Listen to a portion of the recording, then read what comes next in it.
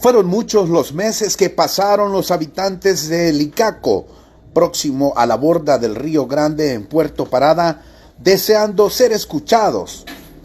Pero fue hace apenas unas horas que el alcalde de Usulután Este, Santiago Martínez, envió maquinaria pesada para poder liberar un tramo de la calle de acceso a dicha comunidad.